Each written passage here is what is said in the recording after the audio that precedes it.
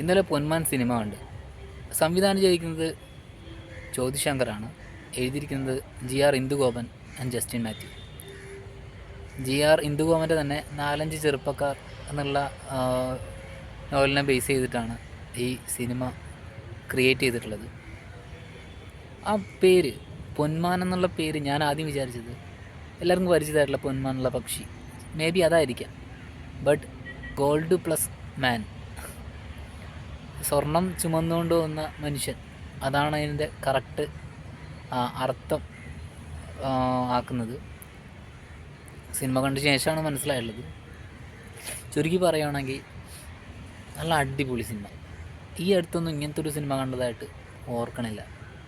കാരണം വേറൊന്നുമല്ല, അത്രയും അധികം സാമൂഹിക പ്രാധാന്യമുള്ള കാര്യങ്ങളാണ് സിനിമയിൽ ഡീൽ ചെയ്തിട്ടുള്ളത്.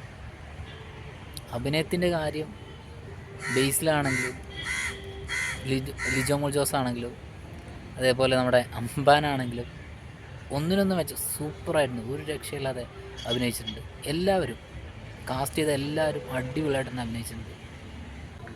ഇതിൻ്റെ ഓവറോൾ കഥ എന്ന് പറഞ്ഞു കഴിഞ്ഞാൽ ബേസിൽ അവതരിപ്പിക്കുന്ന കഥാപാത്രമുണ്ട് അജേഷ്, PP അജേഷ്. അയാൾ ഗോൾഡ് ഡീലറാണ്. അപ്പോൾ ലിജോ മോൾ ജോസിൻ്റെ കല്യാണത്തിനായിട്ട്, സ്റ്റെഫി എന്നാണ് ആ കഥാപാത്രത്തിൻ്റെ പേര്, കല്യാണത്തിനായിട്ട് കുറച്ച് ഗോൾഡ് അറേഞ്ച് ചെയ്ത് കൊടുക്കുന്നു. പിന്നെ ഈ ഗോൾഡ് തിരിച്ച് കിട്ടിയോ അതോ പിന്നെന്താണ് സംഭവിച്ചത്, അതാണ് കഥ. അത്ര മാത്രമേ പറയാൻ പറ്റുള്ളൂ. കൂടുതലായിട്ട് പറഞ്ഞു കഴിഞ്ഞാൽ അത് സ്പോയിലറായിട്ട് പോകും.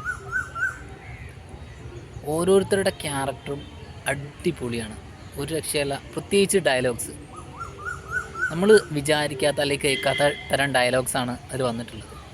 പിന്നെ കഥയുടെ പ്രത്യേകത എന്ന് പറഞ്ഞു കഴിഞ്ഞാൽ ഇത് കേരളത്തിൻ്റെ ഏത് ഭാഗത്തും നമുക്ക് എന്ത് ചെയ്യാൻ ചിത്രീകരിക്കാം. കാര്യം എന്താ വെച്ച് കഴിഞ്ഞാൽ കൊല്ലത്ത് മാത്രമല്ല, എവിടെയും ഈ കഥ നടക്കാം. നമുക്കറിയാം സ്വർണം കൊണ്ട് എത്ര പേര് രക്ഷപ്പെട്ടു എന്നറിയില്ല. പക്ഷേ അതിൻ്റെ 10 ഇരട്ടി കുടുംബങ്ങൾ വഴിയാധാരമായിട്ടുണ്ട്, കടക്കണിയിലായിട്ടുണ്ട്. എന്നിട്ട് ഇന്നും മനുഷ്യൻ സ്വർണ്ണം ഉപയോഗിക്കുന്നുണ്ട്, സ്വർണം മേടിക്കുന്നുണ്ട്. അതും കടം മേടിച്ചും പല കാര്യങ്ങളും ചെയ്തിട്ട്. അപ്പോൾ ആ ഒരു തീമുള്ള കഥ നമുക്ക് എവിടെ വേണമെങ്കിലും ഷൂട്ട് ചെയ്യാം. അത് അത്രയും പ്രാധാന്യമുള്ള കാര്യം തന്നെയാണ്. കുറച്ച് ഡീപ്പായിട്ട് പോവുകയാണ്. കുറച്ച് സ്പോയിലർ ഉണ്ടാവും. കാണാത്തവർ ഈ ഭാഗം കാണണമെന്നില്ല. ഇനി കണ്ടെന്ന് വെച്ചാലും കുഴപ്പമൊന്നുമില്ല കേട്ടോ. അത്ര ഭയങ്കര ഡീറ്റെയിൽ ആയിട്ട് ഞാൻ പറയുന്നില്ല. ചില ഡയലോഗ്സ് അതെന്താണ് അർത്ഥമാക്കുന്നത്, സാഹചര്യങ്ങൾ എങ്ങനെയാണ്, ഒരു അനലൈസ് പോലെ അത്രേ ഉദ്ദേശിക്കുന്നുള്ളൂ. ഇതിൽ സജിൻ ഗോപുവിനോട്, അതായത് മരിയ എന്ന ആ കഥാപാത്രത്തിൻ്റെ പേര്, സജിൻ ഗോപുവിനോട് നമ്മുടെ ബേസിൽ പറയുന്നൊരു ഡയലോഗുണ്ട്. പച്ചയ്ക്ക് പറയുന്നതാണ്. അതായത് അയൽവാസിയുടെ കോത്തിലെ തീട്ടം കണ്ട് നമ്മൾ നായനെ വളർത്തരുതെന്ന്.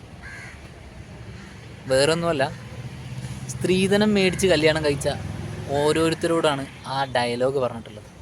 നമ്മൾ വിചാരിക്കും മരിയാനോടാണെന്ന്, പക്ഷെ അങ്ങനെയല്ല. അത് പച്ചയ്ക്ക് ആ ഡയറക്ടർ ഓരോരുത്തരും, ഈ സ്ത്രീധനം വാങ്ങി ആരൊക്കെ കല്യാണം കഴിച്ചിട്ടുണ്ടോ അവരോടൊക്കെ ചോദിച്ച കാര്യമാണ്. അതെന്നൊരു അടിപൊളി ഡയലോഗായി. അതിനുശേഷം ക്ലൈമാക്സിനോടടുത്ത് ഒരു നാടകത്തിൻ്റെ കാര്യങ്ങളൊക്കെ കാണിക്കുന്നുണ്ട്. അതിൽ കർത്താവ് കുരിശേറ്റിരിക്കുകയാണ്. അപ്പോൾ കർത്താവ് അജേഷിനോട് പറയും, എടാ, കർത്താവ് ആയിട്ട് അഭിനയിക്കുന്ന ആളാണ് അജേഷിനോട് പറയണത്, ഞാൻ ഇവിടെ കുരിശിലാവും, എനിക്ക് എൻ്റെ കാര്യം നോക്കാൻ പറ്റില്ല, ഞാൻ ഇവിടെ തിരക്കായിരിക്കുമെന്ന് പറയും. അപ്പോൾ അജേഷ് പറയുന്ന ഡയലോഗുണ്ട്, കർത്താവ് ബാക്കിയുള്ളവരുടെ പാപം ചുമന്നാൽ മതി, എൻ്റെ കാര്യം ഞാൻ നോക്കും. അത്ര പറഞ്ഞിട്ടുള്ളൂ. അതിനർത്ഥം എന്താ വെച്ച് കഴിഞ്ഞാൽ മതവും ജാതിയും ദൈവവും കൈവിട്ടോടത്ത് മനുഷ്യന് മനുഷ്യൻ മാത്രമേ ഉണ്ടാവുള്ളൂ, അവനവൻ മാത്രമേ ഉണ്ടാവുള്ളൂ. പക്ക നിരീശ്വരവാദം, അത്ര അത് പറയാൻ പറ്റുള്ളൂ. അതൊരു സിനിമയുടെ തെറ്റല്ല, ആൾ കാണിച്ചത് പക്കായിട്ടുള്ള സത്യമാണ്. എല്ലാവർക്കും അറിയാം. അതായത് ദൈവത്തിൻ്റെ കാര്യം ചോദിക്കുകയാണെങ്കിൽ പലരും പല അഭിപ്രായം പറയാറ്. യുദ്ധകാലത്തും അതേപോലെ പ്രകൃതിക്ഷോഭങ്ങൾ ഉണ്ടാകുന്ന സമയത്തും ഒളിച്ചു നിൽക്കുന്ന ദൈവത്തിനെ മിക്ക ആൾക്കാർക്കും ചിലപ്പോൾ വിശ്വാസം ഉണ്ടാകണമെന്നില്ല. ഇതേ ദൈവം തന്നെയാണ് പലരും അധ്വാനിച്ച് നേടിയതിൻ്റെ ക്രെഡിറ്റ് എടുക്കാൻ വരുന്നത്. അപ്പോൾ ദൈവവും മനുഷ്യനും എന്നുള്ള കാര്യം, അതായത് പ്രത്യക്ഷത്തിൽ അത് കാണിക്കുന്നില്ല, അങ്ങനെ പറയുന്നില്ല, ബട്ട് ഇൻറ്റേർണലി അത് നന്നായിട്ട് പറയുന്നുണ്ട്. അതാണ് ഈ സിനിമയുടെ എനിക്ക് തോന്നിയ ഏറ്റവും വലിയൊരു പോസിറ്റീവ്. അത് കാണുന്നവനറിയില്ല അത് നേരിട്ട് ഇങ്ങനെയാണ് പറയുന്നത്, ബട്ട് ഒന്ന് ആലോചിച്ച് കഴിഞ്ഞാൽ കറക്റ്റായിട്ട് അതറിയാൻ പറ്റും. അപ്പോൾ ആ സാഹചര്യങ്ങളെല്ലാം കാണിച്ചത് ഈ ഒരു കാര്യം കാണിക്കാൻ വേണ്ടി മാത്രമാണ്.